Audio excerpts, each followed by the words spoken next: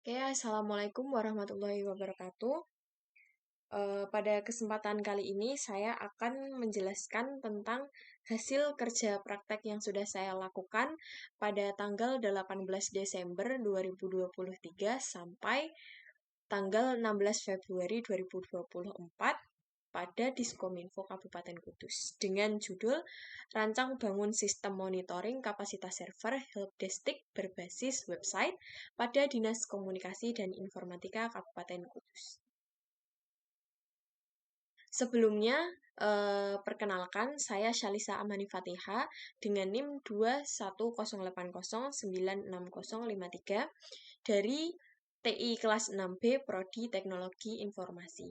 Sebelumnya, saya juga akan menjelaskan bahwa kerja praktek saya ini saya lakukan secara berkelompok, di mana dengan dalam kelompok itu ada 4 anggota, yaitu Muhammad Tital Almal, kemudian ada Farid Rafi Fahrudin, Eka Salma Febianti, dan saya. Dan dalam kerja praktek ini, kami membuat satu sistem helpdesk, di mana dalam sistem tersebut terdapat 4 menu, yaitu menu request of change, menu monitoring kapasitas server, kemudian ada menu restore, dan menu backup. Dan pada setiap menu tersebut dikerjakan oleh satu orang. Sebelumnya, saya akan memperkenalkan apa sih Dinas Komunikasi dan Informatika Kabupaten Kudus itu. Nah, Dinas Komunikasi dan Informatika Kabupaten Kudus atau Diskominfo Kabupaten Kudus merupakan salah satu lembaga teknis daerah yang berbentuk dinas yang terletak di Jalan Sunan Muria nomor 9 Demaan, Kecamatan Kota Kudus, Kabupaten Kudus, Jawa Tengah. Kemudian Dinas Komunikasi dan Informatika ini merupakan lembaga teknis daerah yang dibentuk berdasarkan Peraturan Daerah Kabupaten Kudus Nomor 3 Tahun 2016 pada tanggal 5 Oktober 2016, serta merupakan penggabungan satuan kerja pemerintah daerah atau SKPD, bidang dan bagian di lingkungan pemerintah Kabupaten Kudus, yaitu bidang Kominfo atau Dishub Kominfo dengan bagian Humas Sekda Kudus. Selanjutnya, latar belakang dari kerja praktek ini adalah yang pertama meningkatkan efisiensi proses monitoring. Karena permasalahan monitoring kapasitas server yang ada di Diskominfo Kabupaten Kudus ini sebelumnya masih dilakukan secara manual, di mana cara tersebut dapat mempersulit staf atau karyawan Diskominfo untuk melakukan monitoring kapasitas server secara real time. Kemudian yang kedua adalah mengembangkan sistem yang terkomputerisasi untuk membantu proses pendataan. Yang ketiga adalah mengimplementasikan teknologi untuk mengatasi permasalahan yang dialami oleh Diskominfo Kabupaten Kudus. Dan yang terakhir adalah bagaimana menerapkan bahasa pemrograman PHP dan framework Laravel dalam perancangan sistem monitoring kapasitas server ini. Selanjutnya adalah rumusan masalah. Di sini terdapat 2 rumusan masalah.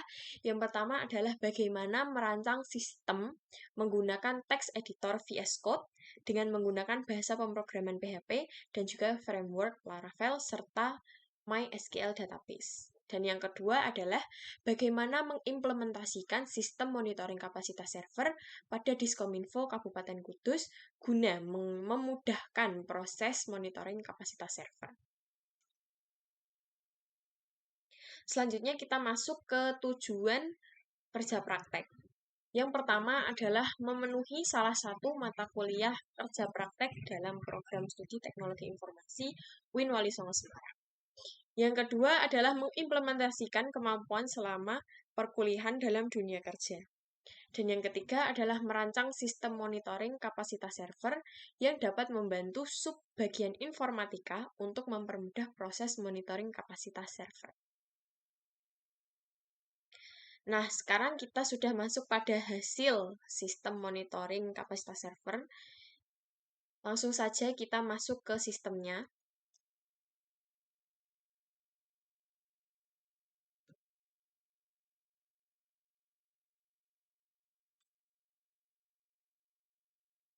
Nah, kita akan masuk ke menu monitoring. Yang pertama kita akan mencoba masuk sebagai admin.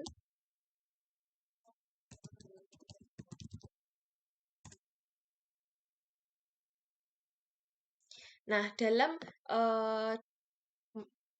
role admin ini, admin dapat memilih menu request of change, monitoring server, backup, dan restore.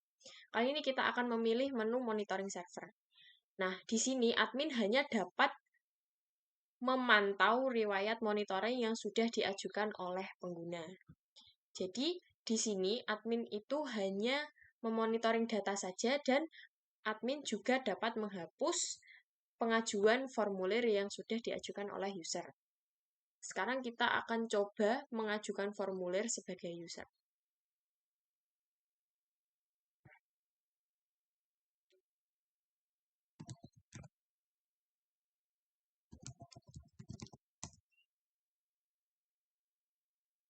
Nah, pada role user ini dapat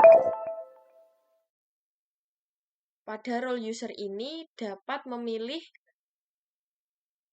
fitur formulir monitoring dan juga fitur riwayat. Sekarang kita pilih fitur formulir. Coba kita isi.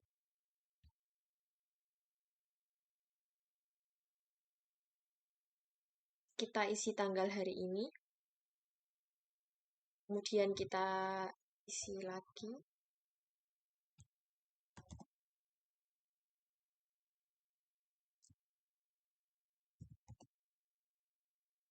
Kita masukkan nama penanggung jawab. Dan tindak lanjut.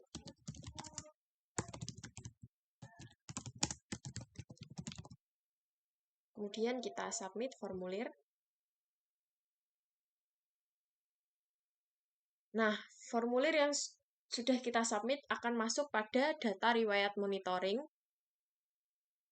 Nah, di sini user juga dapat mengedit formulir yang sudah diajukan sebelumnya. Dan user juga dapat menghapus formulir yang sudah diajukan. Sekarang kita coba cek di admin apakah sudah masuk data yang telah diajukan user.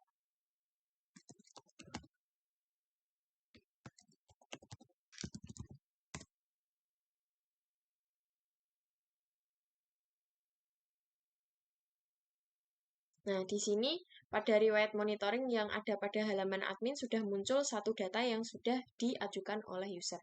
Dan admin dapat melakukan delete juga pada formulir yang sudah diajukan.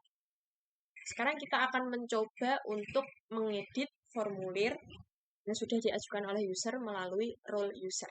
Di sini yang dapat mengedit formulir hanya user saja. Coba kita edit.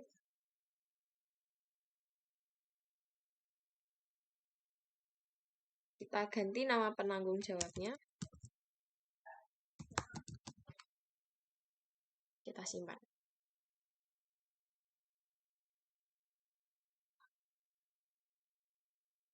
Nah, di sini sudah berubah yang awalnya nama saya, Shalisa, menjadi Budi.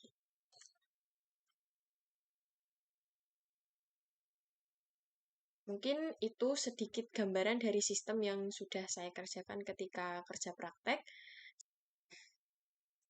Baik, selanjutnya kita akan masuk ke hasil pengujian sistem.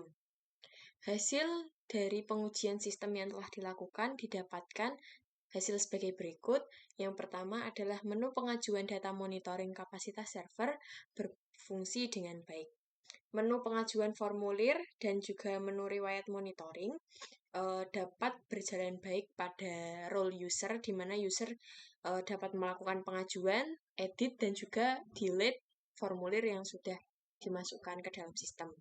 Dan pada role admin dapat memantau riwayat monitoring dan juga dapat menghapus formulir yang telah diajukan oleh user.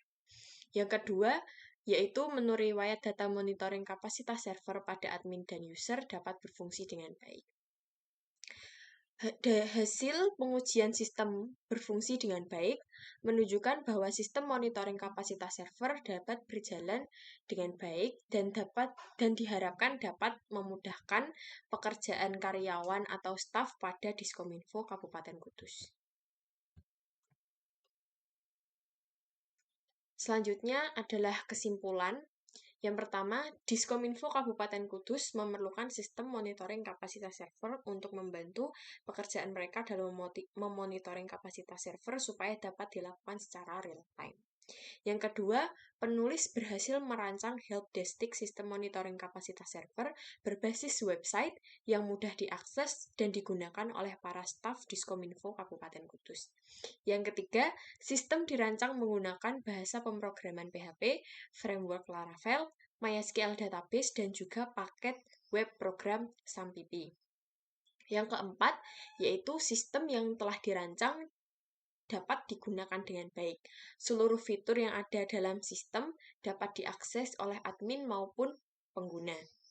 Dan yang terakhir adalah proses monitoring kapasitas server ini sudah dapat dilakukan melalui sistem tanpa melakukan monitoring secara manual yang dapat menghambat pekerjaan para staf. Kemudian riwayat monitoring ini juga sudah tersusun dengan rapi sehingga memudahkan pekerjaan staf Diskominfo Kabupaten Kudus. Sekian, terima kasih atas perhatiannya. Kurang lebihnya saya mohon maaf. Wabillahi taufiq wal hidayah. Wassalamualaikum warahmatullahi wabarakatuh.